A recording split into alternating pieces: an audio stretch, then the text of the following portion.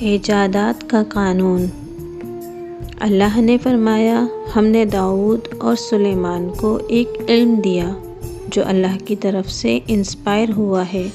Inspire ہونا خواہ وہ سن کر ہو یا کوئی منظر دیکھ کر ہو، بہر صورت وہ اللہ کی طرف سے ہوتا ہے۔ چونکہ اللہ کے پیغمبروں پر وحی کے ذریعے علم کا نزول ہوتا ہے، اس لیے اللہ کی طرف سے ذہن میں کوئی خیال آتا ہے تو وہ اللہ ہی کا علم ہوتا ہے۔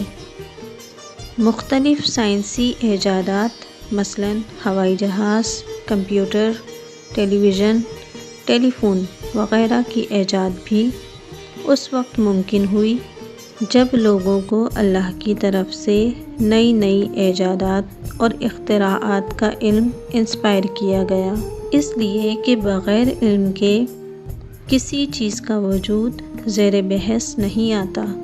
انسان کو وہ چیز مل جاتی ہے جس کی اسے تلاش ہوتی ہے۔ اللہ کے یہاں اس بات کی خصوصیت نہیں کہ وہ اللہ کو مانتا ہے یا نہیں،